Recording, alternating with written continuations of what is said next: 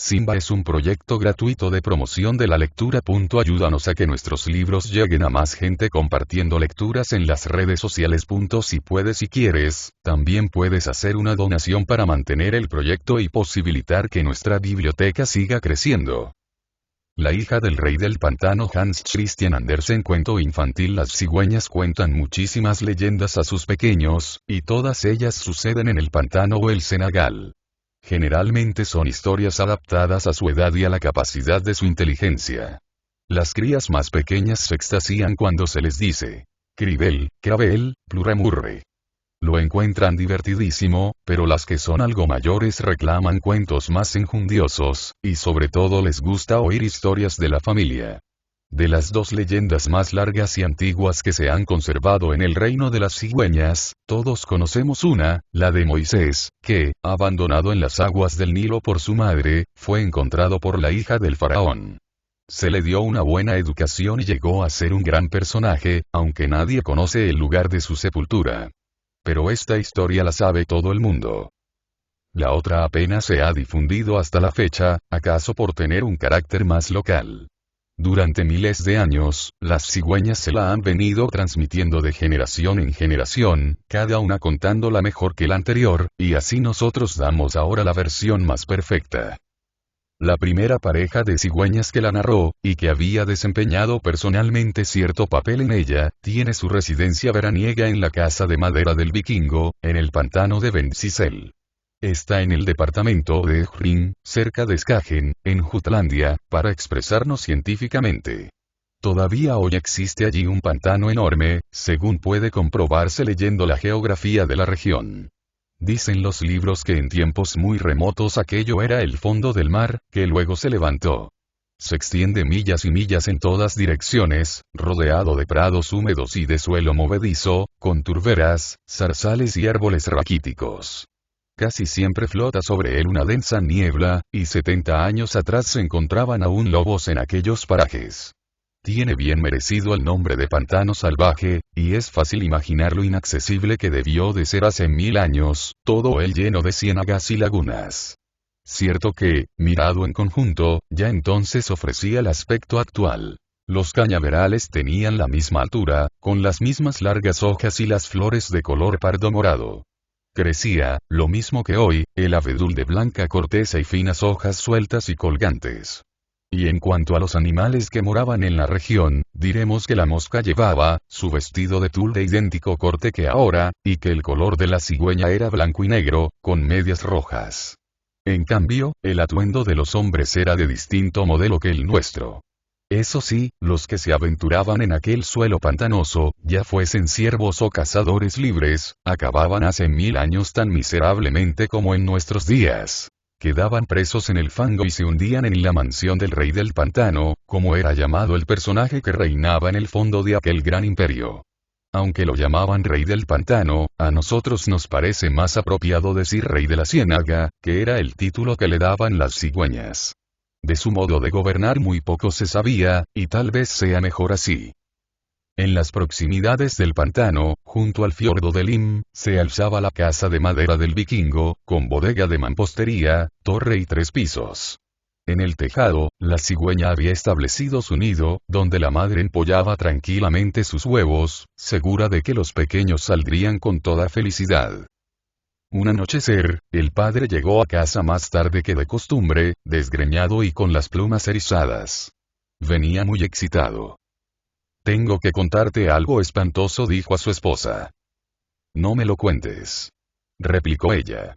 «Piensa que estoy incubando. A lo mejor recibo un susto, y los huevos lo pagarían». «Pues tienes que saberlo», insistió el padre. «Ha llegado la hija de aquel rey de Egipto que nos da hospedaje. Se ha arriesgado a emprender este largo viaje, y ahora está perdida». «¿Cómo?» «La de la familia de las hadas». «Cuéntame, deprisa. Ya sabes que no puedo sufrir que me hagan esperar cuando estoy empollando». «Pues la niña ha dado fe a lo que dijo el doctor y que tú misma me explicaste. Que la flor de este pantano podía curar a su padre enfermo, y por eso se vino volando en vestido de plumas, acompañada de las otras 2 princesas, vestidas igual, que todos los años vienen al norte para bañarse y rejuvenecerse. Ha llegado y está perdida. Cuentas con tanta parsimonia, dijo la madre cigüeña, que los huevos se enfriarán. Estoy impaciente y no puedo soportarlo. He aquí lo que he visto, prosiguió el padre. Cuando me hallaba esta tarde en el cañaveral, donde el suelo es bastante firme para sostenerme, llegaron de pronto 3 cisnes. En su aleteo había algo que me hizo pensar. Cuidado, esos no son cisnes de verdad. De cisnes solo tienen las plumas. En estas cosas, a nosotros no nos la pegan. Tú lo sabes tan bien como yo. Desde luego, respondió ella. Pero háblame de una vez de la princesa. Dale que dale con los cisnes y sus plumas. Como sabes muy bien, en el centro del Senegal hay una especie de lago, prosiguió la cigüeña padre. Si te levantas un poquitín, podrás ver un rincón de él.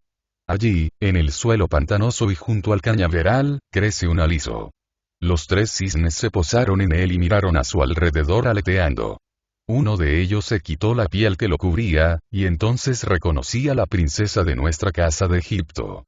Se sentó, sin más vestido que su larga y negra cabellera. La oí decir a sus 2 compañeros que le guardasen el plumaje, mientras ella se sumergía en el agua para coger la flor que creía ver desde arriba. Los otros asintieron con un gesto de la cabeza y se elevaron por los aires, llevándose el vestido de plumas. ¿Qué se llevan entre manos? Pensé yo, y probablemente la princesa pensaría lo mismo. La respuesta me la dieron los ojos, y no los oídos. Se remontaron llevándose el vestido de plumas mientras gritaban: «Échate al agua. Nunca más volarás disfrazada de cisne, ni volverás a ver Egipto. Quédate en el pantano». Y diciendo esto, hicieron 1000 pedazos el vestido de plumas y lo dispersaron por el aire como si fuesen copos de nieve. Luego, las 2 perversas princesas se alejaron volando. «Es horrible», exclamó la cigüeña madre. «No puedo oírlo». Pero sigue, ¿qué sucedió después? La princesa se deshacía en llanto y lamentos. Sus lágrimas caían sobre el aliso, el cual de pronto empezó a moverse, pues era el rey del Senegal en persona, el que vive en el pantano. Vi como el tronco giraba y desaparecía, y unas ramas largas cubiertas de lodo se levantaban al cielo como si fuesen brazos. La pobre niña, asustada, saltó sobre la movediza tierra del pantano. Pero si a mí no puede sostenerme, imagina si podía soportarla a ella. Hundióse inmediatamente, y con ella la alisó. Fue él quien la arrastró. En la superficie aparecieron grandes burbujas negras, y luego desapareció todo rastro. Ha quedado sepultada en el pantano, y jamás volverá a Egipto con la flor. Se te hubiera partido el corazón, mujercita mía. ¿Por qué vienes a contarme esas cosas en estos momentos? Los huevos pueden salir mal parados. Sea como fuere, la princesa se salvará. Alguien saldrá en su ayuda. Si se tratase de ti o de mí, la cosa no tendría remedio, desde luego. Sin embargo, iré todos los días a echar un vistazo, dijo el padre, y así lo hizo. Durante mucho tiempo no observó nada de particular. Mas un buen día vio que salía del fondo un tallo verde, del cual, al llegar a la superficie del agua, brotó una hoja, que se fue ensanchando a ojos vistas. Junto a ella se formó una yema, y una mañana en que la cigüeña pasaba volando por encima, vio que, por efecto de los cálidos rayos del sol, se abría el capullo, y mostraba en su cáliz una lindísima niña, rosada y tierna como si saliera del baño. Era tan idéntica a la princesa egipcia, que la cigüeña creyó al principio que era ella misma vuelta a la infancia. Mas pensándolo bien, llegó a la conclusión de que debía ser hija de ella y del rey del pantano. Por eso estaba depositada en un lirio de agua. Aquí no puede quedarse, pensó la cigüeña. En mi nido somos ya demasiados, pero se me ocurre una idea. La mujer del vikingo no tiene hijos, y cuántas veces ha suspirado por tener uno. Dicen de mí que traigo los niños pequeños. Pues esta vez voy a hacerlo en serio. Llevaré la niña a la esposa del vikingo. ¡Qué alegría tendrá! Y la cigüeña cogió la criatura y se echó a volar hacia la casa de madera. Con el pico abrió un agujero en el hueco de la ventana y depositó la pequeñuela en el regazo de la mujer del vikingo. Seguidamente, regresó a su nido, donde explicó a madre cigüeña lo sucedido. Las crías escucharon también el relato, pues eran ya lo bastante crecidas para comprenderlo. ¿Sabes? La princesa no está muerta. Ha enviado arriba a su hijita, y ella habita allá abajo. ¿No te lo dije yo?, exclamó mamá cigüeña. Pero ahora piensa en ocuparte un poco de tus propios hijos. Se acerca el día de la marcha. Siento ya una especie de cosquilleo debajo de las alas. El cuclillo y el ruiseñor han partido ya, y, por lo que oigo, las codornices pronostican un viento favorable. O mucho me engaño, o mis hijos están en disposición de comportarse bravamente durante el viaje. Qué alegría la de la mujer del vikingo cuando, al despertarse por la mañana, encontró a la hermosa niña sobre su pecho. La besó y la acarició, pero ella no cesaba de gritar con todas sus fuerzas y de agitar manos y piernas. Parecía estar de un pésimo humor. Finalmente, a fuerza de llorar, se quedó dormida, y estaba lindísima en su sueño.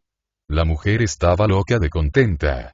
Solo deseaba que regresara su marido, que había salido a una expedición con sus hombres. Creyendo próximo su retorno, tanto ella como todos los criados andaban atareados poniendo orden en la casa. Los largos tapices de colores que ella misma tejiera con ayuda de sus doncellas, y que representaban a sus divinidades principales Odín, Thor y Freya, fueron colgados de las paredes.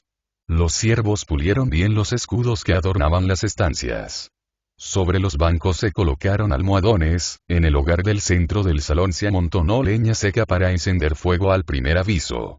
El ama tomó parte activa en los preparativos, por lo que al llegar la noche se sentía muy cansada y durmió profundamente.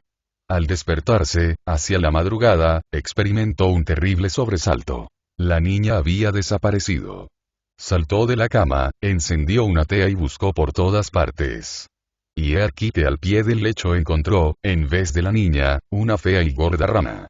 Su visión le produjo tanto enojo, que, cogiendo un palo, se dispuso a aplastarla. Pero el animal la miró con ojos tan tristes, que la mujer no se sintió con fuerzas para darle muerte. Siguió mirando por la habitación, mientras la rana croaba angustiosamente, como tratando de estimular su compasión. Sobresaltada, la mujer se fue a la ventana y abrió el postigo. En el mismo momento salió el sol y lanzó sus rayos sobre la gorda rana. De repente pareció como si la bocaza del animal se contrajese, volviéndose pequeña y roja, los miembros se estirasen y tomasen formas delicadas. Y la mujer vio de nuevo en el lecho a su linda pequeñuela, en vez de la fea rana. ¿Qué es esto?, dijo, ¿acaso he soñado? Sea lo que sea, el hecho es que he recuperado a mi querida y preciosa hijita.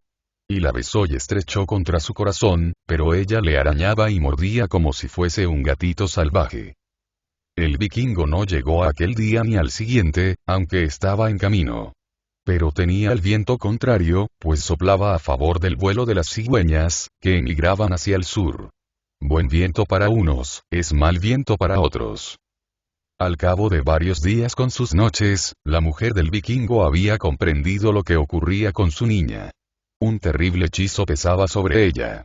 De día era hermosa como un hada de luz, aunque su carácter era reacio y salvaje. En cambio, de noche era una fea rana, plácida y lastimera, de mirada triste. Se conjugaban en ella dos naturalezas totalmente opuestas, que se manifestaban alternativamente, tanto en el aspecto físico como en el espiritual.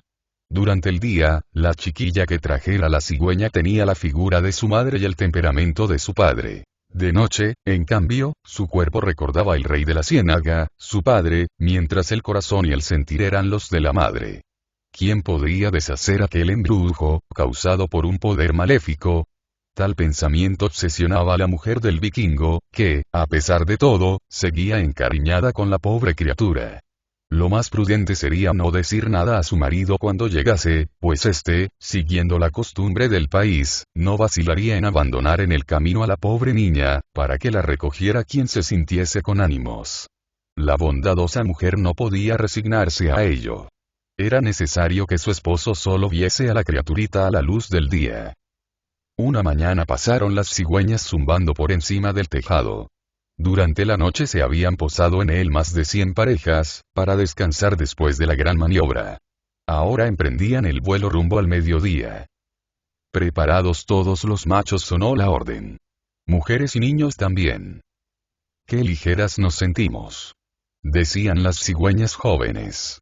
Las patas nos pican y cosquillean, como si tuviésemos ranas vivas en el cuerpo. ¡Qué suerte poder viajar por el extranjero! Manteneos dentro de la bandada, dijeron el padre y la madre, y no mováis continuamente el pico, que esto ataca el pecho. Y se echaron a volar. En el mismo momento se oyó un sonido de cuernos en el erial. Era el vikingo, que desembarcaba con sus hombres.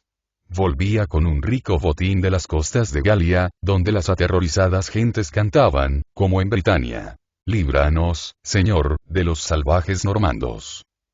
Qué vida y qué bullicio empezó entonces en el pueblo vikingo del pantano. Llevaron el barril de hidromiel a la gran sala, encendieron fuego y sacrificaron caballos. Se preparaba un gran festín. El sacrificador purificó a los esclavos, rociándolos con sangre caliente de caballo. Chisporroteaba el fuego, se esparcía el humo por debajo del techo, y el hollín caía de las vigas, pero todos estaban acostumbrados. Los invitados fueron obsequiados con un opíparo banquete. Olvidándose intrigas y rencillas, se bebió copiosamente, y en señal de franca amistad se arrojaban mutuamente a la cabeza los huesos roídos. El bardo, una especie de juglar, que también era guerrero y había tomado parte en la campaña en la que había presenciado los acontecimientos que ahora narraba, entonó una canción en la que ensalzó los hechos heroicos llevados a cabo por cada uno. Todas las estrofas terminaban con el estribillo: la hacienda se pierde. Los linajes se extinguen. Los hombres perecen también, pero un hombre famoso no muere jamás.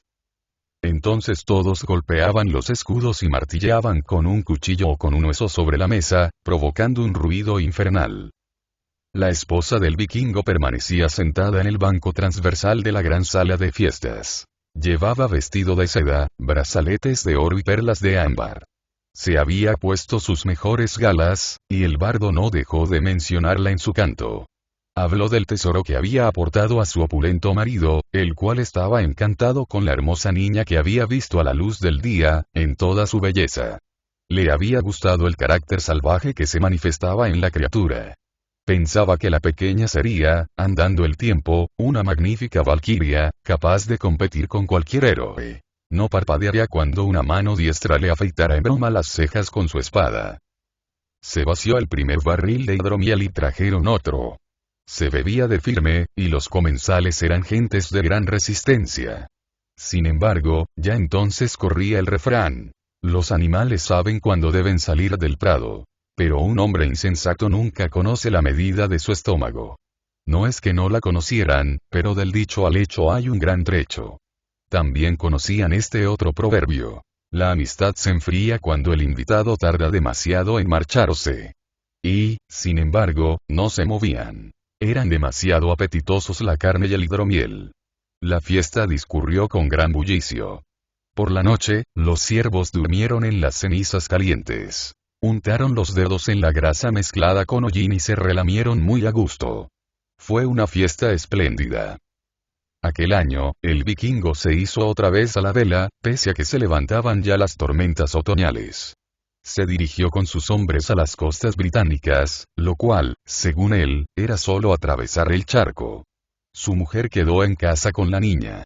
Ahora la madre adoptiva quería ya más a la pobre rana de dulce mirada y hondos suspiros, que a la belleza que arañaba y mordía. Bosques y reales fueron invadidos por las espesas y húmedas nieblas de otoño, que provocan la caída de las hojas. El pájaro sin plumas, como llaman allí a la nieve, llegó volando en nutridas bandadas. Se acercaba el invierno. Los gorriones se incautaron del nido de las cigüeñas, burlándose, a su manera, de las propietarias ausentes. ¿Dónde pararían estas, con su prole? Pues a la sazón estaban en Egipto, donde el sol calienta tanto en invierno como lo hace en nuestro país en los más hermosos días del verano. Tamarindos y acacias florecían por doquier. La media luna de Mahoma brillaba radiante en las cúpulas de las mezquitas. Numerosas parejas de cigüeñas descansaban en las esbeltas torres después de su largo viaje. Grandes bandadas habían alineado sus nidos sobre las poderosas columnas, las derruidas bóvedas de los templos y otros lugares abandonados. La palma datilera proyectaba a gran altura su copa protectora, como formando un parasol. Las grises pirámides se dibujaban como siluetas en el aire diáfano sobre el fondo del desierto, donde la avestruz hacía gala de la ligereza de sus patas, y el león contemplaba con sus grandes y despiertos ojos la esfinge marmórea, medio enterrada en la arena. El agua del Nilo se había retirado. En el lecho del río pululaban las ranas, las cuales ofrecían al pueblo de las cigüeñas el más sublime espectáculo que aquella tierra pudiera depararles. Los pequeños creían que se trataba de un engañoso espejismo, de tan hermoso que lo encontraban. Así van las cosas, aquí. Ya les dije yo que en nuestra tierra cálida se está como en jauja, dijo la madre cigüeña. Y los pequeños sintieron un cosquilleo en el estómago. ¿Queda aún mucho por ver? Preguntaron. ¿Tenemos que ir más lejos todavía? No, ya no hay más que ver, respondió la vieja. Después de esta bella tierra viene una selva impenetrable, donde los árboles crecen en confusión, enlazados por espinosos bejucos. Es una espesura inaccesible, a cuyo través solo el elefante puede abrirse camino con sus pesadas patas. Las serpientes son allí demasiado gordas para nosotras, y las ardillas, demasiado rápidas y vivarachas. Por otra parte, si se adentran en el desierto, se les meterá arena en los ojos. Y esto en el mejor de los casos, es decir, si el tiempo es bueno. Que si se pone tempestuoso, serán engullidos por una tromba de arena. No, aquí es donde se está mejor. Hay ranas y langostas. Aquí nos quedaremos. Y se quedaron. Los viejos se instalaron en su nido, construido en la cúspide del esbelto minarete, y se entregaron al descanso, aunque bastante tenían que hacer con alisarse las plumas y rascarse las rojas medias con el pico. De vez en cuando extendían el cuello, y, saludando gravemente, levantaban la cabeza, de frente elevada y finas plumas. En sus ojos pardos brillaba la inteligencia. Las jovencitas paseaban con aire grave por entre los jugosos juncos, mirando de reojo a sus congéneres. De este modo se trababan amistades, y a cada 3 pasos se detenían para zamparse una rama. Luego cogían una culebrina con el pico, la balanceaban de un lado a otro, con movimientos de la cabeza que ellas creían graciosos. En todo caso, el botín les sabía gloria. Los jóvenes petimetres armaban 1000 pendencias, golpeándose con las alas, atacándose unos a otros con el pico hasta hacerse sangre. Y así se iban enamorando y prometiendo los señoritos y las damitas. Al fin y al cabo, este era el objetivo de su vida. Entonces cada pareja pensaba en construir su nido, lo cual daba pie a nuevas contiendas, pues en aquellas tierras cálidas todo el mundo es de temperamento fogoso. Pero, con todo, reinaba la alegría, y los viejos, sobre todo, estaban muy satisfechos. A los ojos de los padres está bien cuanto hacen los hijos. Salía el sol todos los días, abundaba la comida, solo había que pensar en divertirse y pasarlo bien. Pero al rico palacio del que las cigüeñas llamaban su anfitrión, no había vuelto la alegría. El poderoso y opulento señor, con todos los miembros paralizados, yacía cual una momia en un diván de la espaciosa sala de polícromas paredes. Se habría dicho que reposaba en el cáliz de un tulipán. Lo rodeaban parientes y amigos. No estaba muerto, pero tampoco podía decirse que estuviera vivo. Seguía sin llegar la salvadora flor del pantano nórdico, en cuya busca había partido aquella que más lo quería. Su joven y hermosa hija, que había emprendido el vuelo hacia el norte disfrazada de cisne, cruzando tierras y mares, no regresaría nunca. Ha muerto, habían comunicado a su vuelta las doncellas cisnes. He aquí la historia que se habían inventado. Íbamos las 3 volando a gran altura, cuando nos descubrió un cazador y nos disparó una flecha, que hirió a nuestra amiguita. Esta, entonando su canción de despedida, cayó lentamente como un cisne moribundo al lago del bosque. La enterramos en la orilla, bajo un aromático abedul. Pero la hemos vengado. Pusimos fuego bajo el ala de la golondrina que construía su nido en el techo de cañas del cazador. El fuego prendió, y toda la casa fue pasto de las llamas. El cazador murió abrasado, y la hoguera brilló por encima del lago, hasta el abedul a cuyo pie habíamos sepultado a nuestra amiga. Allí reposa la princesa, tierra que ha vuelto a la tierra. Jamás regresará a Egipto. Y las 2 se echaron a llorar. La cigüeña padre, a quien contaron aquella fábula, castañeteó con el pico con tanta fuerza, que el eco resonó a lo lejos. Mentira y perfidia, exclamó. Me entran ganas de traspasarles el pecho con el pico. Sí, para rompértelo, replicó la madre. Lo guapo que quedarías. Mejor será que pienses en ti y después en tu familia. ¿Qué te importan los demás? Sin embargo, mañana me pondré al borde del tragaluz de la cúpula, cuando se reúnan los sabios y eruditos para tratar del estado del enfermo. Tal vez de este modo se acercarán algo a la verdad. Y los sabios y eruditos se congregaron. Hubo muchos y elocuentes discursos. Se extendieron en 1000 detalles. Pero la cigüeña no sacó nada en limpio, ni tampoco salió de la asamblea nada que pudiera aprovechar al enfermo ni a la hija perdida en el pantano. Sin embargo, bueno será que oigamos algo. Tantas cosas hay que oír en este mundo.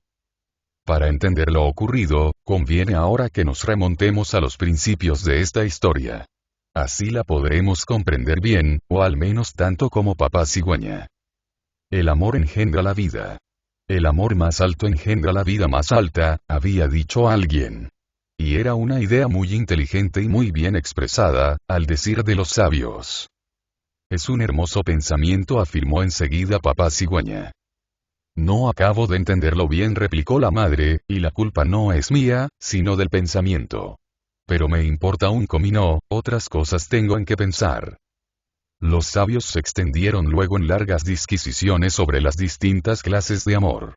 Hay que distinguir el amor que los novios sienten uno hacia el otro, del amor entre padres e hijos. Y también es distinto el amor de la luz por las plantas, y los sabios describieron cómo el rayo del sol besa el cieno y cómo de este beso brota el germen. Todo ello fue expuesto con grandes alardes de erudición, hasta el extremo de que la cigüeña padre fue incapaz de seguir el hilo del discurso, y no digamos ya de repetirlo. Quedó muy pensativo y, entonando los ojos, se pasó todo el día siguiente de pie sobre una pata. Aquello era demasiado para su inteligencia. Pero una cosa entendió papá cigüeña, una cosa que había oído tanto de labios de los ciudadanos inferiores como de los signatarios más encopetados. Que para miles de habitantes y para la totalidad del país era una gran calamidad el hecho de que aquel hombre estuviese enfermo sin esperanzas de restablecerse. Sería una suerte y una bendición el que recuperase la salud. Pero, ¿dónde crece la flor que posee virtud para devolvérsela? Todos lo habían preguntado, consultado los libros eruditos, las brillantes constelaciones, los vientos y las intemperies. Habían echado mano de todos los medios posibles, y finalmente la asamblea de eminencias había llegado, según ya se dijo, a aquella conclusión. El amor engendra vida, vida para el padre, con lo cual dijeron más de lo que ellos mismos comprendían. Y lo repitieron por escrito, en forma de receta. El amor engendra vida. Ahora bien, ¿cómo preparar aquella receta? Ahí estaba el problema. Por fin convinieron unánimemente en que el auxilio debía partir de la princesa, que amaba a su padre con todo el corazón y toda el alma. Tras muchas discusiones, encontraron también el medio de llevar a cabo la empresa. Hacía ahora exactamente un año que la princesa, una noche de luna creciente, a la hora en que ya el astro declinaba, se dirigió a la esfinge de mármol del desierto. Llegada frente a ella, hubo de quitar la arena que cubría la puerta que había a su pie, y seguir el largo corredor que llevaba al centro de la enorme pirámide, en que reposaba la momia de uno de los poderosos faraones de la antigüedad, rodeada de pompa y magnificencia. Debería apoyar la cabeza sobre el muerto, y entonces le sería revelada la manera de salvar la vida de su padre. Todo lo había cumplido la princesa, y en sueños se le había comunicado que debía partir hacia el norte en busca de un profundo pantano situado en tierra danesa. Le habían marcado exactamente el lugar, y debía traer a su país la flor de loto que tocara su pecho en lo más hondo de sus aguas. Así es como se salvaría su padre. Por eso había emprendido ella el viaje al pantano salvaje, en figura de cisne. De todo esto se enteraron la pareja de cigüeñas, y ahora también nosotros estamos mucho mejor enterados que antes. Sabemos que el rey del pantano la había atraído hacia sí, y que los suyos la tenían por muerta y desaparecida. Solo el más sabio de los reunidos añadió, como dijera ya la madre cigüeña. Ella encontrará la manera de salvarse, y todos decidieron esperar a que se confirmara esta esperanza, a falta de otra cosa mejor. Ya sé lo que voy a hacer, dijo cigüeña padre. Quitaré a las dos malas princesas su vestido de cisnes. Así no podrán volver al pantano y cometer nuevas tropelías. Guardaré los plumajes allá arriba, hasta que les encuentre alguna aplicación. ¿Dónde los vas a esconder?, preguntó la madre. En nuestro nido del pantano, respondió él. Yo y nuestros pequeños podemos ayudarnos mutuamente para su transporte, y si resultasen demasiado pesados, siempre habrá algún lugar en ruta donde ocultarlos hasta el próximo viaje. Un plumaje de cisne sería suficiente para la princesa, pero si hay dos, mejor que mejor. Para viajar por el norte hay que ir bien equipado. Nadie te lo agradecerá, dijo la madre. Pero tú eres el que mandas. Yo solo cuento durante la incubación. En el pueblo del vikingo, a orillas del pantano salvaje, donde en primavera vivían las cigüeñas, habían dado nombre a la niña. La llamaron Helga, pero aquel nombre era demasiado dulce para el temperamento que se albergaba en su hermosa figura. Mes tras mes iba la niña creciendo, y así pasaron varios años, en el curso de los cuales las cigüeñas repitieron regularmente su viaje. En otoño rumbo al Nilo, y en primavera, de vuelta al pantano. La pequeña se había convertido en una muchacha, y, antes de que nadie se diese cuenta, en una hermosísima doncella de 16 años. Pero bajo la bella envoltura se ocultaba un alma dura e implacable. Era más salvaje que la mayoría de las gentes de aquellos rudos y oscuros tiempos. Su mayor placer era bañar las blancas manos en la sangre humeante del caballo sacrificado. En sus accesos de furor mordía el cuello del gallo negro que el sacerdote se disponía a inmolar, y a su padre adoptivo le decía muy en serio: si viniese tu enemigo y atase una soga a las vigas de nuestro tejado, y lo levantase justamente encima de la habitación donde duermes, yo no te despertaría aunque pudiera hacerlo. No oiría nada, pues aún zumba en mi oído la sangre desde aquel día en que me pegaste una bofetada. Tengo buena memoria. Pero el vikingo no prestaba crédito a sus palabras. Como todos los demás, estaba trastornado por su hermosura, y tampoco conocía la transformación interior y exterior que la pequeña Helga sufría todos los días. Montaba a caballo sin silla, como formando una sola pieza con su montura, y partía al galope tendido. No se apeaba cuando el animal se batía con otros de igual fiereza.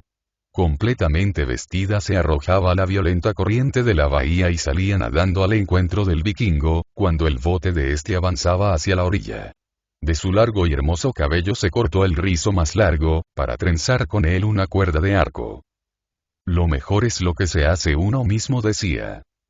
La mujer del vikingo, que, como correspondía a la época y a las costumbres, era de voluntad firme y carácter recio, en comparación con su hija adoptiva era un ser dulce y tímido. Por otra parte, sabía que aquella criatura terrible era víctima de un embrujo. Cuando la madre estaba en la azotea o salía al patio, muchas veces Helga se sentía acometida del perverso capricho de sentarse sobre el borde del pozo y, agitando brazos y piernas, precipitarse por el angosto y profundo agujero. Impelida por su naturaleza de rana, se zambullía hasta el fondo. Luego volvía a la superficie, trepaba como un gato hasta la boca del pozo y, chorreando agua, entraba en la sala, donde las hojas verdes que cubrían el suelo eran arrastradas por el arroyuelo. Pero había un momento en que Helga aceptaba el freno. El crepúsculo vespertino, durante el cual se volvía apacible y pensativa, dejándose guiar y conducir. Entonces, un sentimiento íntimo la acercaba a su madre, y cuando el sol se ponía y se producía su transformación interior y exterior, se quedaba quieta y triste, contraída en su figura de rana. Su cuerpo era entonces mucho más voluminoso que el de este animal, y precisamente esta circunstancia aumentaba su fealdad. Parecía una enana repugnante, con cabeza de rana y manos palmeadas. Una infinita tristeza se reflejaba en sus ojos, cuya mirada paseaba en derredor. En vez de voz emitía un croar apagado, como un niño que solloza en sueños. La mujer del vikingo la tomaba entonces en su regazo, olvidándose de su horrible figura, y mirando únicamente a sus tristes ojos. Y muchas veces le decía: casi preferiría que fuese siempre mi ranita muda. Peor es tu aspecto cuando por fuera pareces tan bella.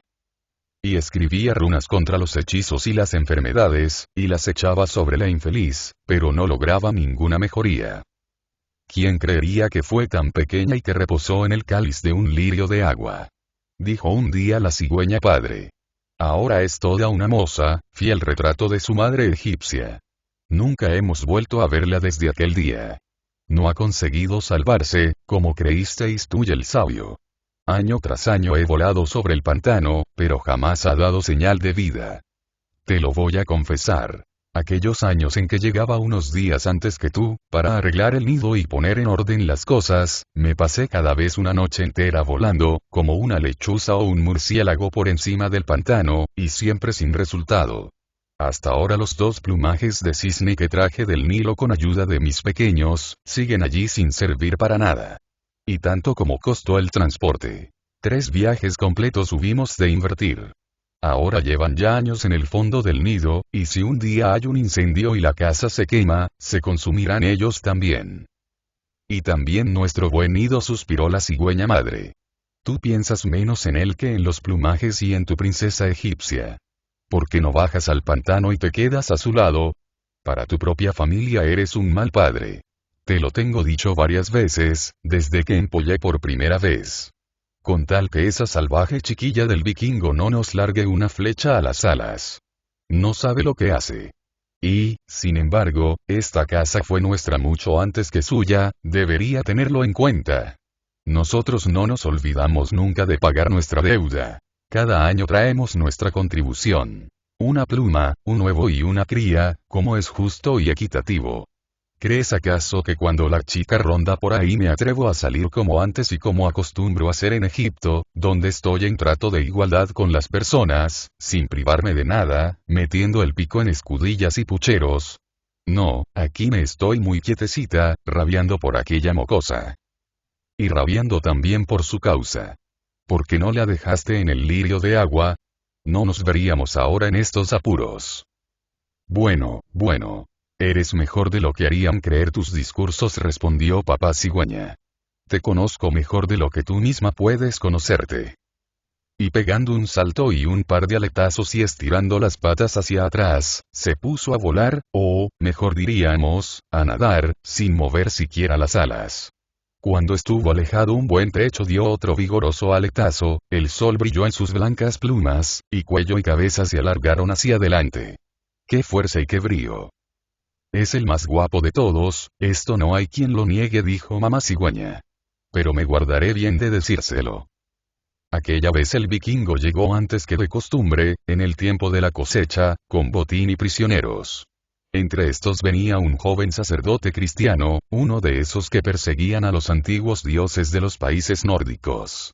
En los últimos años se había hablado a menudo en la hacienda y en el aposento de las mujeres, de aquella nueva fe que se había difundido en todas las tierras del mediodía, y que San Ansgario había llevado ya incluso hasta Edevi, en el Schlei.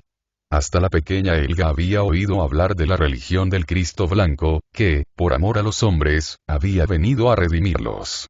Verdad es que la noticia, como suele decirse, le había entrado por un oído y salido por el otro.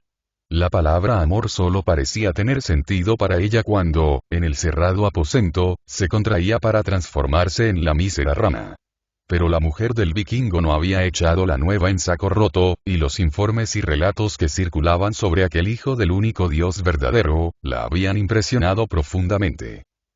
Los hombres al volver de la expedición, habían hablado de los magníficos templos, construidos con ricas piedras labradas, en honor de aquel Dios cuyo mandamiento era el amor. Habían traído varios vasos de oro macizo, artísticamente trabajados, y que despedían un singular aroma. Eran incensarios, de aquellos que los sacerdotes cristianos agitaban ante el altar, en el que nunca manaba la sangre, sino que el pan y el vino consagrados se transformaban en el cuerpo y la sangre de aquel que se había ofrecido en holocausto para generaciones aún no nacidas. El joven sacerdote cautivo fue encerrado en la bodega de piedra de la casa, con manos y pies atados con cuerdas de fibra. Era hermoso, hermoso como el dios Baldur, había dicho la esposa del vikingo, la cual se compadecía de su suerte, mientras Helga pedía que le pasasen una cuerda a través de las corvas y lo atasen a los rabos de toros salvajes. Entonces yo soltaría los perros, y a correr por el pantano y el erial. ¡Qué espectáculo, entonces, y aún sería más divertido seguirlo a la carrera! Pero el vikingo se negó a someterlo a aquella clase de muerte, y lo condenó a ser sacrificado al día siguiente sobre la piedra sagrada del Soto, como embaucador y perseguidor de los altos dioses. No sería la primera vez que se inmolaba allí a un hombre. La joven Helga pidió que se le permitiese rociar con su sangre las imágenes de los dioses y al pueblo. Afiló su bruñido cuchillo, y al pasar sobre sus pies uno de los grandes y fieros perros, muy numerosos en la hacienda, le clavó el arma en el flanco. Esto es solo un ensayo, dijo. La mujer del vikingo observó con gran pena la conducta de la salvaje y perversa muchacha. Cuando llegó la noche y se produjo la transformación en el cuerpo y el alma de la hermosa doncella, expresó, con el corazón compungido y ardientes palabras, todo el dolor que la embargaba. La fea rana permanecía inmóvil, con el cuerpo contraído, clavados en la mujer los tristes ojos pardos, escuchándola y pareciendo comprender sus reproches con humana inteligencia. Nunca, ni siquiera a mi marido, dijo mi lengua una palabra de lo que por tu causa estoy sufriendo, exclamaba la esposa del vikingo. Nunca hubiera creído que en mi alma cupiera tanto dolor. Grande es el amor de una madre, pero tu corazón ha sido siempre insensible a él. Tu corazón es como un frío trozo de barro. ¿Por qué viniste a parar a nuestra casa?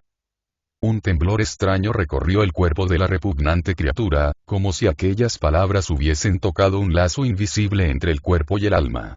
Gruesas lágrimas asomaron a sus ojos. Ya vendrán para ti tiempos duros. Prosiguió la mujer. Pero también mi vida se hará espantosa. Mejor hubiera sido exponerte en el camino, recién nacida, para que te meciera la helada hasta hacerte morir. Y la esposa del vikingo lloró amargas lágrimas, y se retiró, airada y afligida, detrás de la cortina de pieles que, colgando de la viga, dividía en dos la habitación. La arrugada rana quedó sola en una esquina. Aun siendo muda, al cabo de un rato exhaló un suspiro ahogado. Era como si, sumida en profundo dolor, naciese una vida nueva en lo más íntimo de su pecho.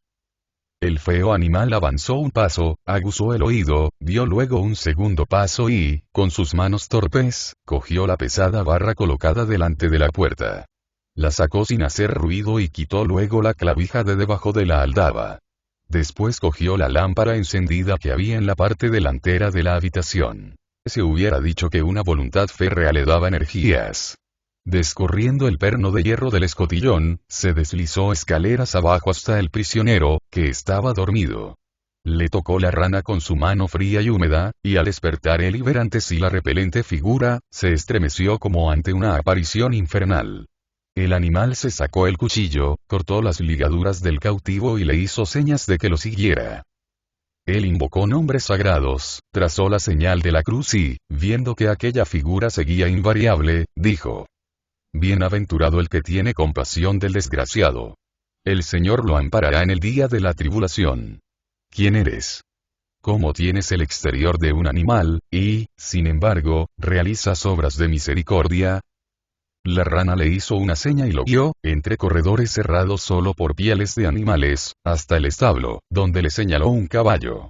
Montó el de un salto, pero la rana se subió delante, agarrándose a las crines. El prisionero comprendió su intención, y, emprendiendo un trote ligero, pronto se encontraron, por un camino que él no habría descubierto nunca, en el campo libre. El hombre se olvidó de la repugnante figura de su compañera, sintiendo solo la gracia y la misericordia del Señor, que obraba a través de aquel monstruo. Y rezó piadosas oraciones y entonó canciones santas. La rana empezó a temblar. ¿Se manifestaba en ella el poder de la oración y del canto, o era acaso el fresco de la mañana, que no estaba ya muy lejos? ¿Qué era lo que sentía? Se incorporó y trató de detener el caballo y saltar a tierra, pero el sacerdote la sujetó con todas sus fuerzas y entonó un canto para deshacer el hechizo que mantenía aquel ser en su repugnante figura de rana. El caballo se lanzó a todo galope, el cielo se tiñó de rojo, el primer rayo de sol rasgó las nubes, y el manantial de luz provocó la transformación cotidiana. Nuevamente apareció la joven belleza con su alma demoníaca. Él, que tenía fuertemente asida a la hermosa doncella, se espantó y, saltando del caballo, lo detuvo, creyendo que tenía ante los ojos un nuevo y siniestro hechizo. Pero la joven Helga se había apeado también de un brinco. La breve falda solo le llegaba hasta las rodillas. Sacando el afilado cuchillo del cinturón, se arrojó sobre su sorprendido compañero. «Deja que te alcance», gritaba. «Deja que te alcance y te hundiré el cuchillo en el corazón.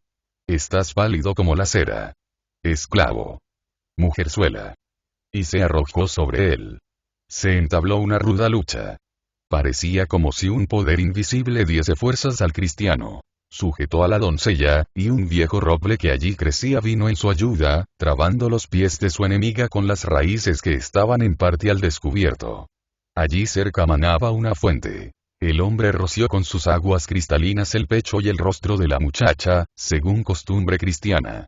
Pero el bautismo no tiene virtud cuando del interior no brota al mismo tiempo el manantial de la fe. Y, no obstante, este gesto surgió su efecto. En sus brazos obraban fuerzas sobrehumanas en lucha contra el poder del mal. Y el cristiano pudo dominarla. Dejó ella caer los brazos, y se quedó contemplando con mirada de asombro las pálidas mejillas de aquel hombre que le parecía un poderoso mago, fuerte en sus artes misteriosas. Leía él en alta voz oscuras y funestas runas, trazando en el aire signos indescifrables. Ni ante el hacha centelleante ni ante un afilado cuchillo blandido ante sus ojos habría ella parpadeado. Y, en cambio, lo hizo cuando él trazó la señal de la cruz sobre su frente. Permaneció quieta cual un ave amansada, reclinada la cabeza sobre el pecho. Él le habló con dulzura de la caritativa acción que había realizado aquella noche cuando, presentándose en su prisión en figura de feísima rana, lo había desatado y vuelto a la luz y a la vida. También ella estaba atada con lazos más duros que los de él, dijo, pero también llegaría, por su mediación, a la luz y la vida. La conduciría a Edevi, a presencia del santo hombre Ansgario. En aquella ciudad cristiana se desharía el embrujo. Pero no debía llevarla montada delante de él, aunque se comportara con apacibilidad y mansedumbre. Montarás a la grupa, no delante. Tu beldad hechicera tiene un poder que procede del demonio, y lo temo. Pero venceré, en el nombre de Cristo. Hincóse de rodillas y rezó con piedad y fervor. Y fue como si la silenciosa naturaleza se trocase en un templo santo. Los pájaros se pusieron a cantar, como si fueran el coro de los fieles, mientras la menta silvestre exhalaba un intenso aroma, como para reemplazar el de ámbar y el incienso. Él anunciaba en voz alta la palabra de las Escrituras. La luz de lo alto nos ha visitado para iluminar a aquellos que se hallan sumidos en las sombras de la muerte, para guiar nuestros pasos por el camino de la paz. Y habló del anhelo de la criatura, y mientras hablaba, el caballo, que en veloz carrera lo había llevado hasta allí, permanecía inmóvil, pataleando en los largos zarcillos de la zarzamora, de modo que los jugosos frutos caían en la mano de Helga, ofreciéndole algo con que calmar el hambre. Dócilmente se dejó subir a las ancas del caballo y quedó sentada como una sonámbulo, que se está quieta pero no despierta. El cristiano ató dos ramas en forma de cruz, que sostuvo en la mano, y emprendieron la ruta a través del bosque, cada vez más espeso e impenetrable, por un camino que se iba estrechando progresivamente, hasta que se perdió en la maleza. Cada zarzal era una barrera que les cerraba el paso y había que rodear. Las fuentes no se convertían en arroyuelos, sino en verdaderos pantanos, que obligaban a nuevos rodeos.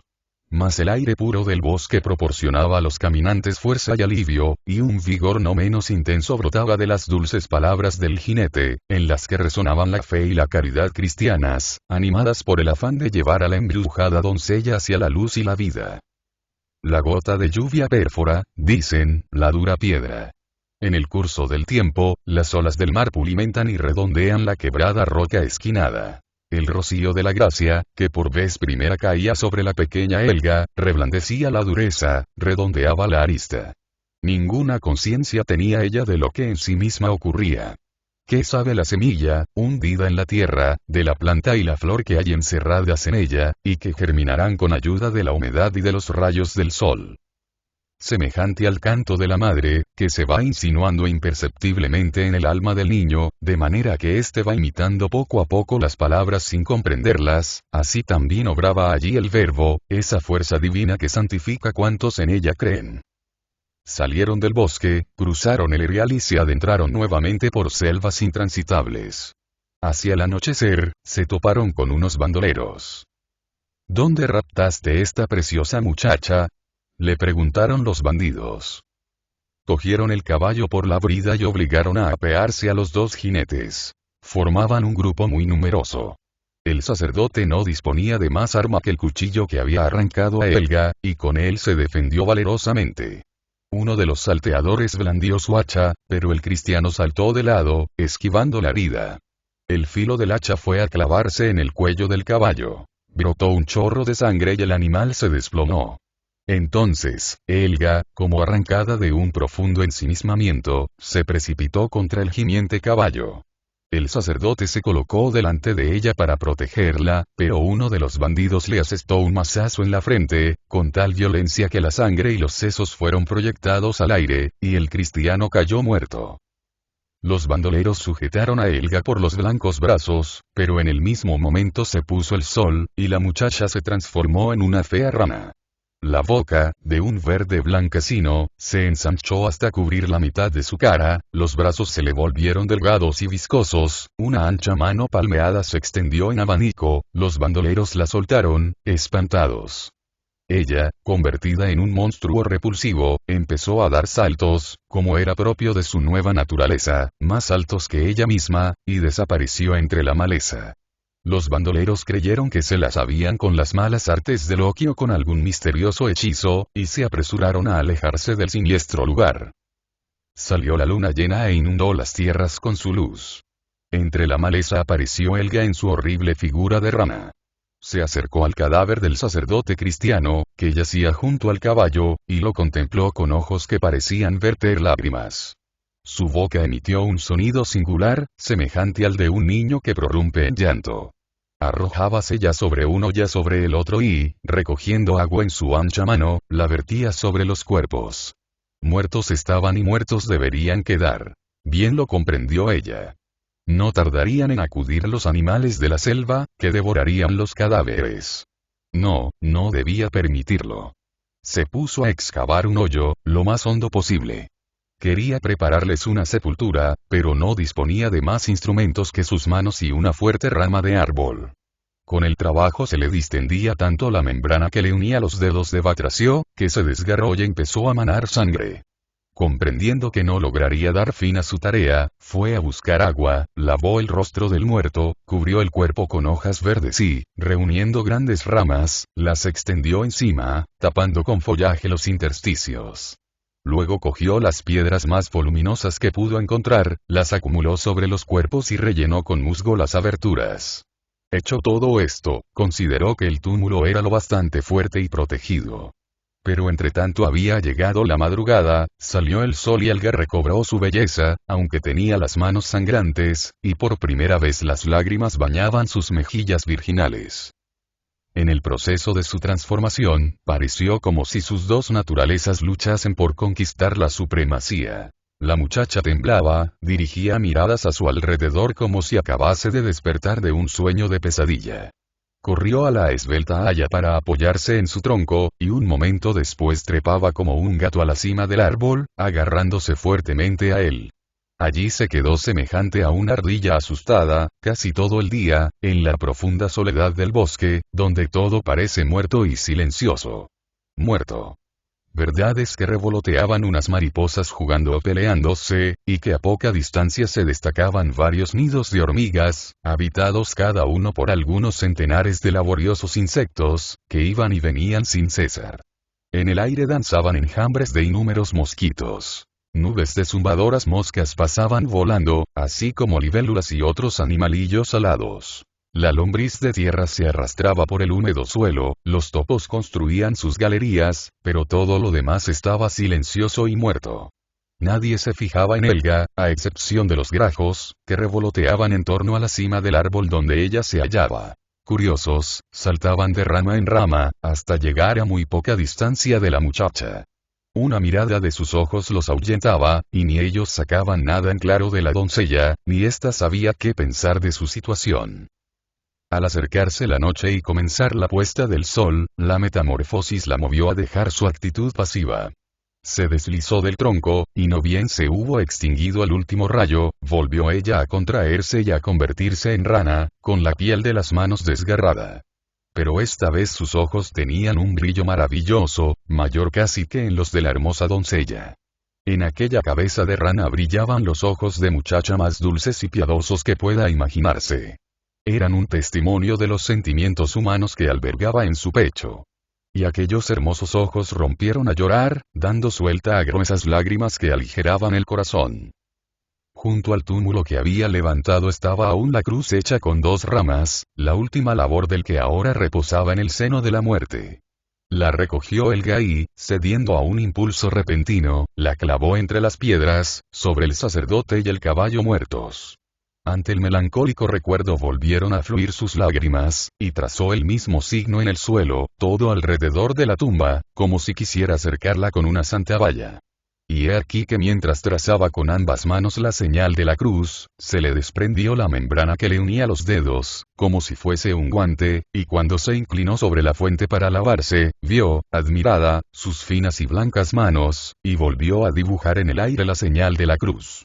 Y he aquí que temblaron sus labios, se movió su lengua y salió, sonoro, de su boca, el nombre que con tanta frecuencia oyera pronunciar y cantar en el curso de su carrera por el bosque. El nombre de Jesucristo. Le cayó la envoltura de rana y volvió a ser una joven y espléndida doncella. Pero su cabeza, fatigada, se inclinó. Sus miembros pedían descanso, y se quedó dormida. Su sueño fue breve, pues se despertó a medianoche. Ante ella estaba el caballo muerto, radiante y lleno de vida. De sus ojos y del cuello herido irradiaba un brillo singular. A su lado había el sacerdote cristiano. Más hermoso que Baldur. Habría dicho la mujer del vikingo, y, sin embargo, venía como rodeado de llamas. El sacerdote la miraba con ojos graves, en los que la dulzura templaba la justicia. El alma de Helga quedó como iluminada por la luz de aquella mirada. Los repliegues más recónditos de su corazón quedaron al descubierto. Helga se estremeció, y su recuerdo se despertó con una intensidad como solo se dará en el día del juicio. Su memoria revivió todas las bondades recibidas, todas las palabras amorosas que le habían dirigido. Comprendió que era el amor lo que la había sostenido en los días de prueba, en los que la criatura hecha de alma y cieno fermenta y lucha. Se dio cuenta de que no había hecho más que seguir los impulsos de sus instintos, sin hacer nada para dominarlos. Todo le había sido dado, todo lo había dirigido un poder superior. Se inclinó profundamente, llena de humildad y de vergüenza, ante aquel que sabía leer en cada repliegue de su corazón. Y entonces sintió como una chispa de la llama purificadora, un destello del Espíritu Santo. «Hija del Senegal», exclamó el sacerdote cristiano.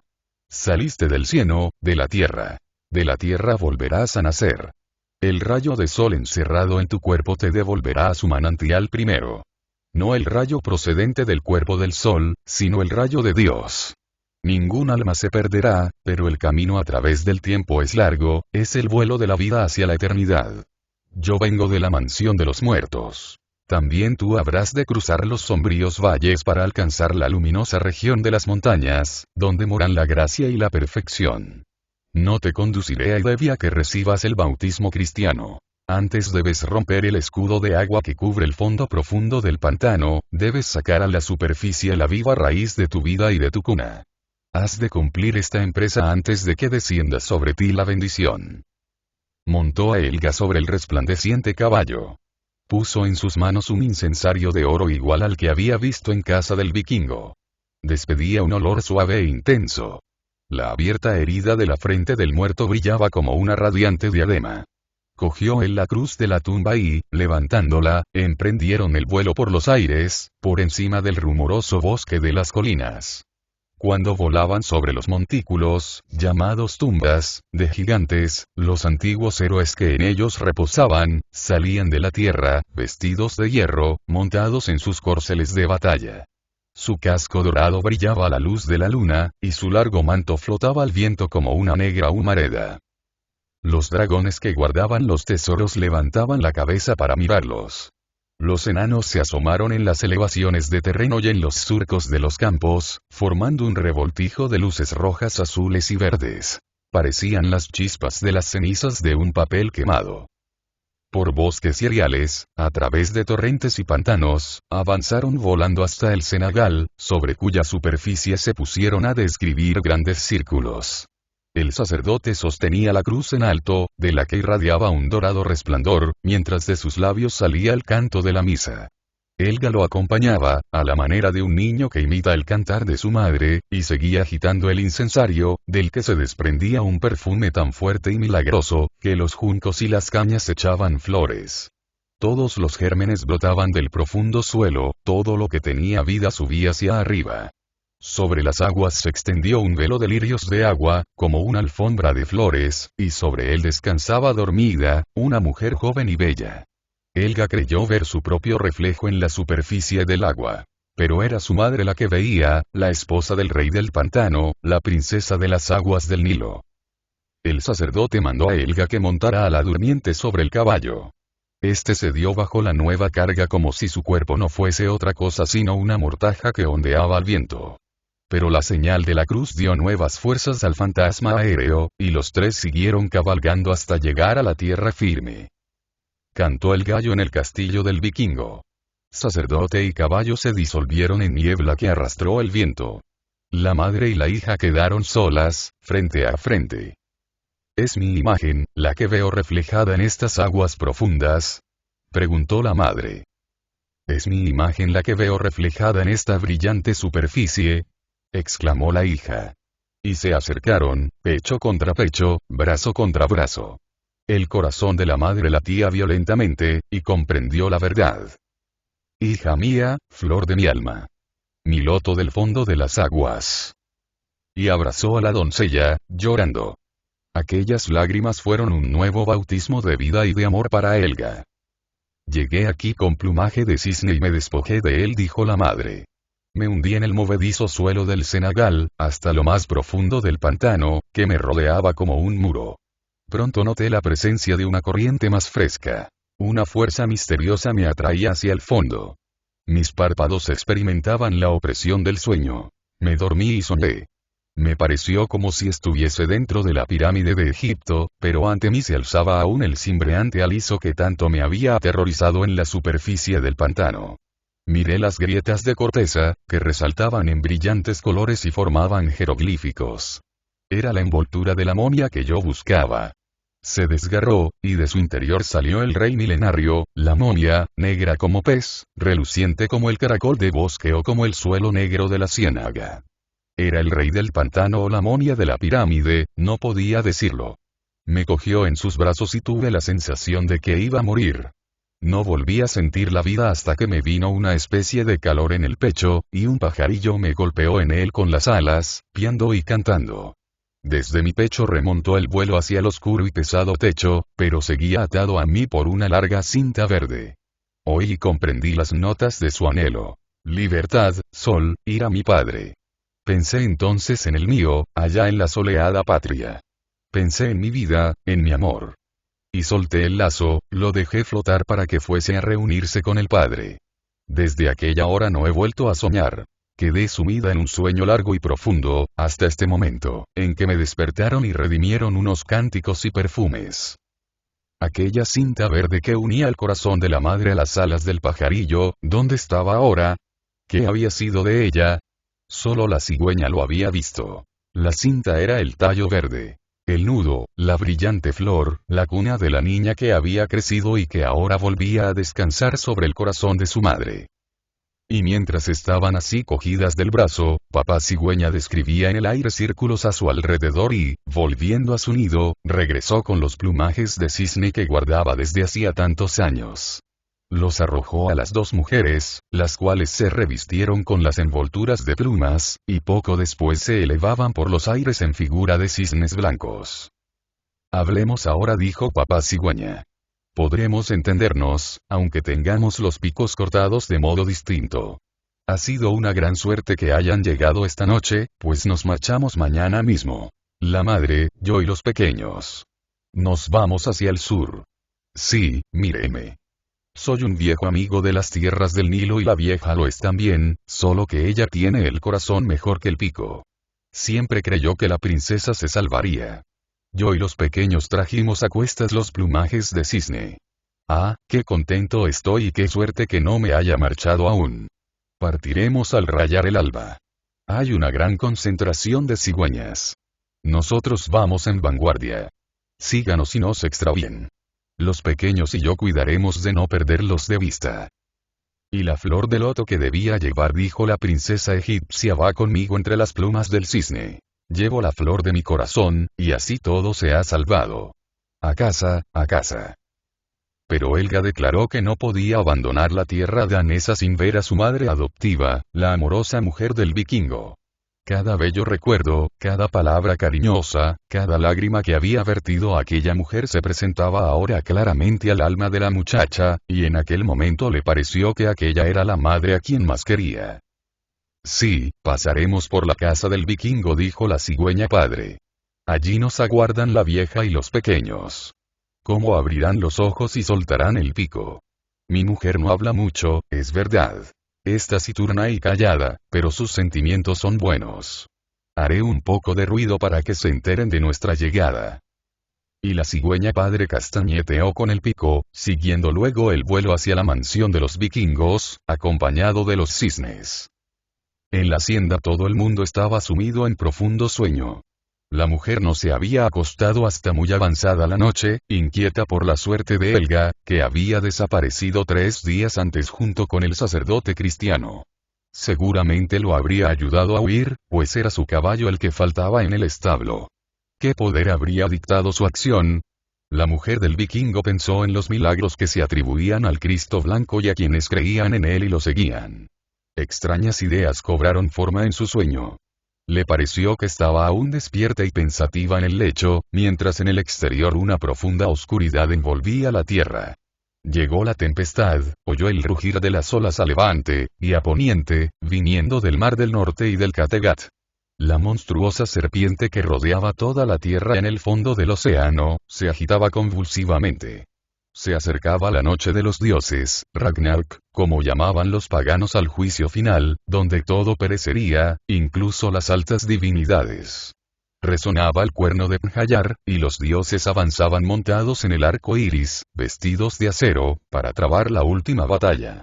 Ante ellos volaban las aladas valquirias, y cerraban la comitiva las figuras de los héroes caídos. Todo el aire brillaba a la luz de la aurora boreal, pero vencieron las tinieblas. Fue un momento espantoso. Y he aquí que junto a la angustiada mujer del vikingo estaba, sentada en el suelo, la pequeña Helga en su figura de fea rana. También ella temblaba y se apretaba contra su madre adoptiva. Esta la subió a su regazo y la abrazó amorosamente, a pesar de lo repulsiva que era en su envoltura de animal. Atronaba al aire el golpear de espadas y porras y el zumbar de las flechas, que pasaban como una granizada.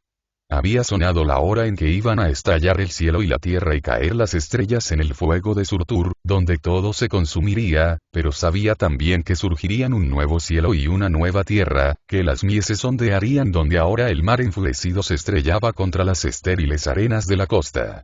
Sabía que el dios misterioso reinaría, y que Baldur compasivo y amoroso, redimido del reino de los muertos, subiría a él. Y vino. La mujer del vikingo lo vio y reconoció su faz. Era el sacerdote cristiano que habían hecho prisionero. Cristo blanco. Exclamó. Y al pronunciar el nombre estampó un beso en la frente de la rana. Cayó entonces la piel del animal y apareció Helga en toda su belleza, dulce como nunca y con mirada radiante. Besó las manos de su madre adoptiva, la bendijo por todos sus cuidados y por el amor que le mostrara en sus días de miseria y de prueba. Le dio las gracias por las ideas que había imbuido en ella y por haber pronunciado el nombre que ahora repetía ella. Cristo blanco. Entonces Helga se elevó en figura de un magnífico cisne blanco, y, desplegando majestuosamente las alas, emprendió el vuelo con un rumor parecido al que hacen las bandadas de aves migratorias. Se despertó entonces la mujer y percibió en el exterior aquel mismo ruido de fuerte aleteo. Era bien lo sabía el tiempo en que las cigüeñas se marchaban. Las había oído. Quiso verlas otra vez antes de su partida y gritarles adiós. Se levantó del lecho, salió a la azotea y vio las aves alineadas en el remate del tejado del edificio contiguo. Rodeando la hacienda y volando por encima de los altos árboles, se alejaban las bandadas en amplios círculos.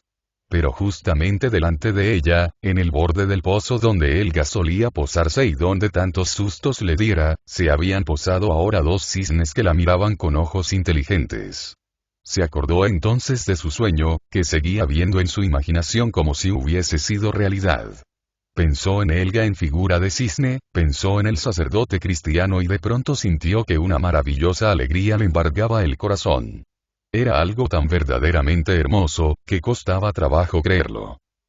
Los cisnes agitaron las alas e inclinaron el cuello, como saludándole, y la mujer del vikingo les tendió los brazos, como si lo entendiese, sonriéndoles entre las lágrimas, y agitada por mil encontrados pensamientos. Entonces todas las cigüeñas levantaron el vuelo con gran ruido de alas y picos, para iniciar el viaje hacia el sur. No aguardaremos a los cisnes, dijo la cigüeña madre.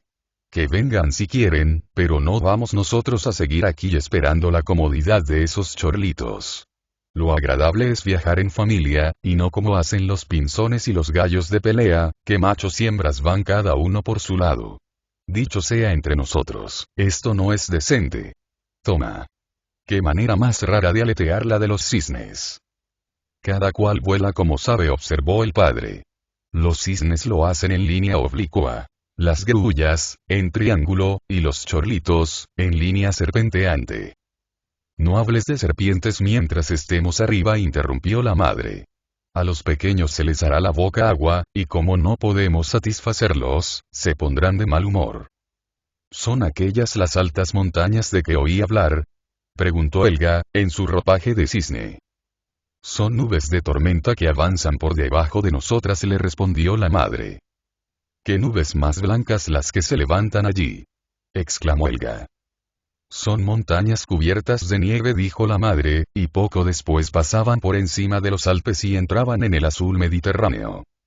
África, la costa de África, gritó alborozada la hija del Nilo en su figura de cisne cuando, desde las alturas, vislumbró una faja ondulada, de color blanco amarillento. Su patria. También las aves descubrieron el objetivo de su peregrinación y apresuraron el vuelo. Huelo barro del Nilo y húmedas ramas, dijo la cigüeña madre. Siento un cosquilleo y una comezón. Pronto podrán hartarse. Van a ver también el marabú, el ibis y la grulla. Todos son de la familia, pero no tan guapos como nosotros, ni mucho menos. Se dan mucha importancia, especialmente el ibis. Los egipcios lo malcriaron. Incluso lo rellenaban de hierbas aromáticas, a lo cual llaman embalsamar. Yo prefiero llenarme de ranas vivas, y pienso que también ustedes lo prefieren. No tarden en hacerlo. Vale más tener algo en el buche mientras se está vivo, que servir al Estado una vez muerto. Tal es mi opinión, y no suelo equivocarme. Han llegado las cigüeñas, decían en la opulenta casa de la orilla del Nilo, donde, en la gran sala abierta, yacía, sobre mullidos almohadones y cubiertos con una piel de leopardo, el soberano, ni vivo ni muerto, siempre en espera de la flor de loto que crecía en el profundo pantano del norte. Lo acompañaban parientes y criados. Y he aquí que entraron volando en la sala los dos magníficos cisnes llegados con las cigüeñas. Se despojaron de los deslumbrantes plumajes y aparecieron dos hermosas figuras femeninas, parecidas como dos gotas de rocío. Apartándose los largos cabellos se inclinaron sobre el lívido y desfallecido anciano. Helga besó a su abuelo, y entonces se encendieron las mejillas de éste, y en sus ojos se reflejó un nuevo brillo, y nueva vida corrió por sus miembros paralizados. El anciano se incorporó, sano y rejuvenecido. Su hija y su nieta lo sostenían en sus brazos, como en un saludo matinal de alegría tras un largo y fatigoso sueño. El alborozo se extendió por todo el palacio, y también en el nido de las cigüeñas, aunque en este era provocado sobre todo por la buena comida y la abundancia de ranas. Y mientras los sabios se apresuraban a escribir a grandes rasgos la historia de las dos princesas y de la flor milagrosa, todo lo cual constituía un gran acontecimiento y una bendición para la casa y el país, las cigüeñas padres la contaban a su familia a su manera. Naturalmente que esperaron a que todo el mundo estuviese harto, pues en otro caso no habrían estado para historias. Ahora vas a ser un personaje, dijo en voz baja la cigüeña madre. Es más que probable. Bah, ¿qué quieres que sea?, respondió el padre. Además, ¿qué he hecho? Nada. Hiciste más que todos los restantes. Sin ti y sin nuestros pequeños, las dos princesas no habrían vuelto a ver Egipto, y seguramente no habrían podido devolver la salud al viejo. No pueden dejarte sin recompensa. Te otorgarán el título de doctor, y nuestros futuros hijos nacerán doctores, y los suyos aún llegarán más lejos. Siempre has tenido aire de doctor egipcio, al menos a mis ojos. Los sabios y eruditos se reunieron y expusieron la idea fundamental, como ellos decían, que estaba en el fondo de todo lo sucedido. El amor engendra la vida, y lo explicaron como sigue. El cálido rayo de sol era la princesa egipcia, la cual descendió al pantano, y de la unión con su rey habría nacido la flor. No sé repetir exactamente sus palabras, dijo la cigüeña padre, que había asistido a la asamblea desde el tejado y ahora estaba informando en el nido. Lo que dijeron era tan alambicado y complicado, tan enormemente talentudo, que en el acto se les concedieron dignidades y regalos. Hasta el cocinero de palacio obtuvo una gran condecoración. Es de suponer que sería por la buena sopa. ¿Y qué te dieron a ti? Preguntó la cigüeña madre. No podían dejar de lado al principal, y ese eres tú. A fin de cuentas, los sabios no han hecho sino charlar. Pero tu premio vendrá seguramente. Ya entrada la noche, cuando la paz del sueño reinaba sobre la dichosa casa, había alguien que velaba aún, y no era precisamente la cigüeña padre, a pesar de que permanecía de pie sobre una pata en su nido y montaba la guardia durmiendo. No. Quien velaba era Helga, que, desde la azotea, dirigía la mirada, a través de la diáfana atmósfera, a las grandes estrellas centelleantes, que brillaban con luz más límpida y más pura que en el norte, a pesar de ser las mismas. Pensaba en la mujer del vikingo, allá en el pantano salvaje, en los dulces ojos de su madre adoptiva, en las lágrimas que había derramado por la pobre niña rana, que ahora estaba, rodeada de magnificencia y bajo el resplandor de las estrellas, a orillas del Nilo, respirando el delicioso y primaveral aire africano. Pensaba en el amor contenido en el pecho de aquella mujer pagana, aquel amor que había demostrado a la mísera criatura, que en su figura humana era como un animal salvaje, y en su forma de animal era repugnante y repulsiva. Contemplaba las rutilantes estrellas, y entonces le vino a la memoria el brillo que irradiaba de la frente del muerto cuando cabalgaban por encima de bosques y pantanos. En su memoria resonaron notas y palabras que había oído pronunciar mientras avanzaban juntos, y que la habían impresionado hondamente, palabras de la fuente primaria del amor más sublime, que comprendía a todos los seres. Sí, todo se lo habían dado, todo lo había alcanzado. Los pensamientos de Helga abarcaban de día y de noche la suma de su felicidad, en cuya contemplación se perdía como un niño que se vuelve presuroso del dador a la dádiva, a todos los magníficos regalos. Se abría al mismo tiempo su alma a la creciente bienaventuranza que podía venir, que vendría. Verdaderos milagros la habían ido elevando a un gozo cada vez mayor, a una felicidad cada vez más intensa. Y en estos pensamientos se absorbió tan completamente, que se olvidó del autor de su dicha. Era la audacia de su ánimo juvenil, a la que se abandonaban sus ambiciosos sueños. Se reflejó en su mirada un brillo inusitado, pero en el mismo momento un fuerte ruido, procedente del patio, la arrancó a sus imaginaciones. Vio dos enormes avestruces que describían rápidamente estrechos círculos. Nunca hasta entonces había visto aquel animal, aquella ave tan torpe y pesada. Parecía tener las alas recortadas, como si alguien le hubiera hecho algún daño. Preguntó qué le había sucedido. Por primera vez oyó la leyenda que los egipcios cuentan acerca del avestruz. En otros tiempos, su especie había sido hermosa y de vuelo grandioso y potente. Un anochecer, las poderosas aves del bosque le preguntaron: «Hermano, mañana, si Dios quiere nos podríamos ir a beber al río». El avestruz respondió: «Yo lo quiero». Al amanecer emprendieron el vuelo. Al principio se remontaron mucho, hacia el sol, que es el ojo de Dios. El avestruz iba en cabeza de las demás, dirigiéndose orgullosa hacia la luz en línea recta, fiando en su propia fuerza y no en quien se la diera. No dijo si Dios quiere. He aquí que el ángel de la justicia descorrió el velo que cubre el flamígero astro, y en el mismo momento se quemaron las alas del ave, la cual se desplomó miserablemente. Jamás ha recuperado la facultad de elevarse.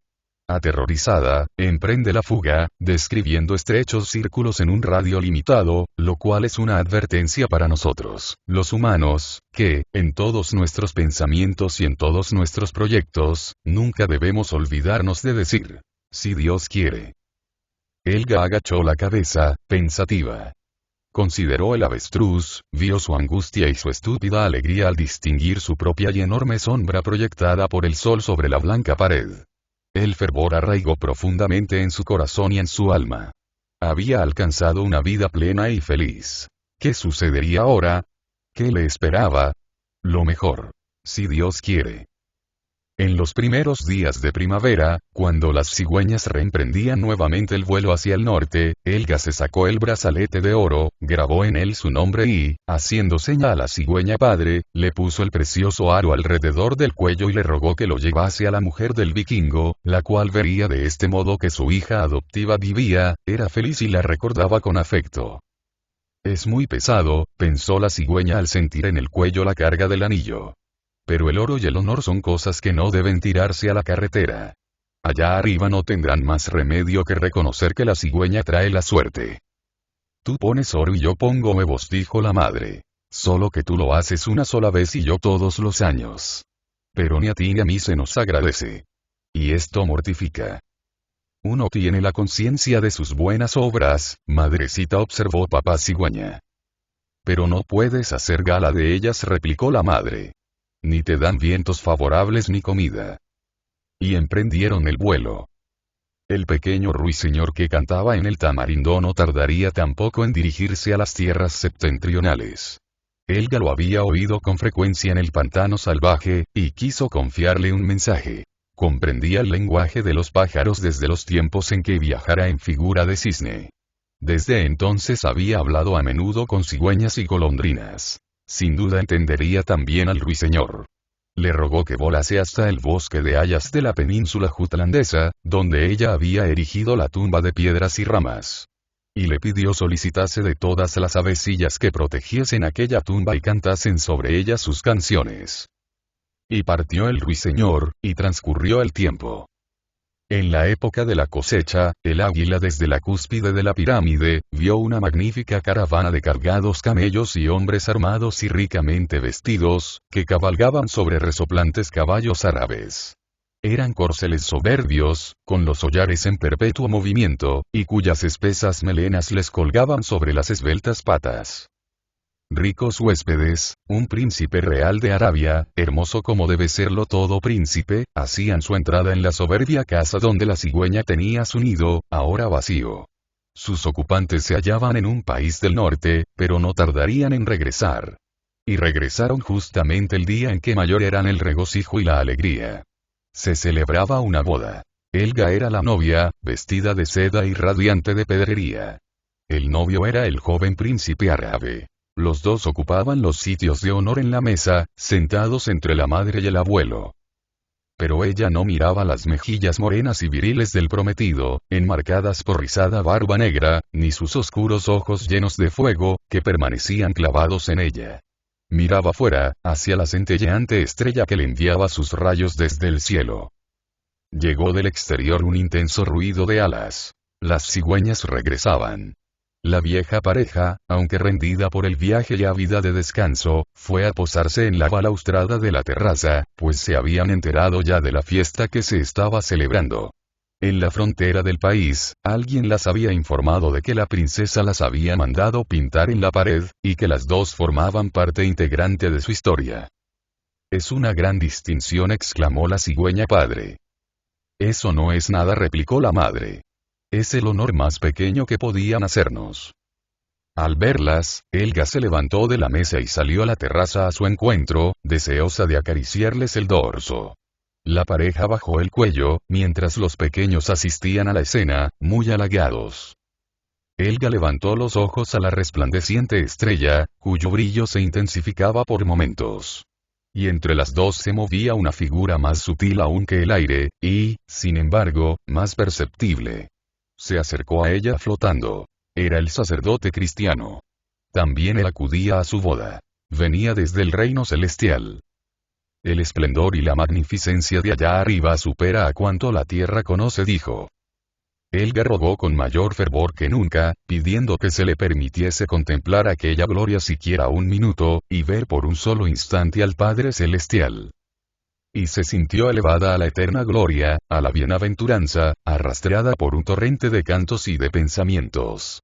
Aquel resplandor y aquella música celeste no la rodeaban solo por fuera, sino también interiormente.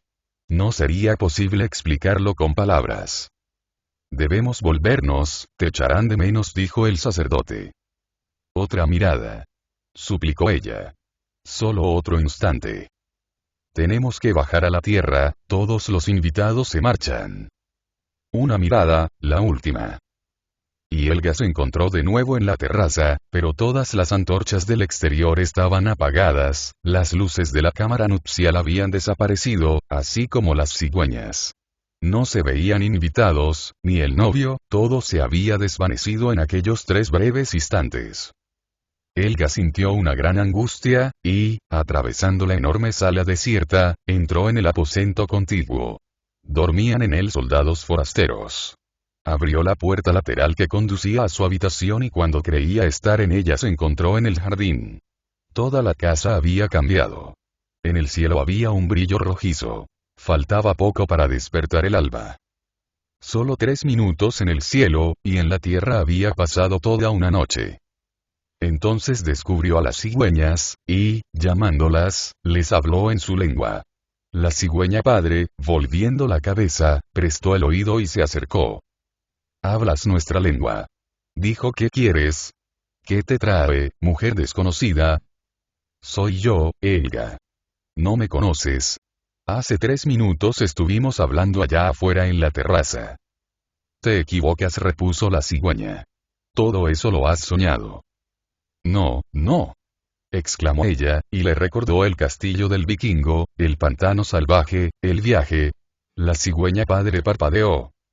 «Es una vieja historia que oí en tiempos de mi bisabuela. Es verdad que hubo en Egipto una princesa oriunda de las tierras danesas, pero hace ya muchos siglos que desapareció, en la noche de su boda, y jamás se supo de ella.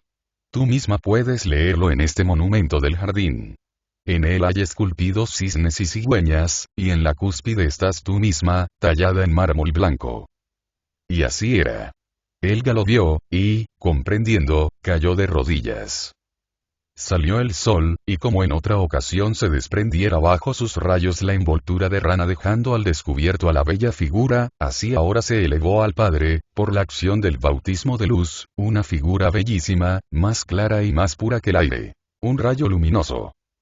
El cuerpo se convirtió en polvo, y donde había estado apareció una marchita flor de loto. «Es un nuevo epílogo de la historia», dijo la cigüeña padre. «Jamás lo habría esperado. Pero me gusta».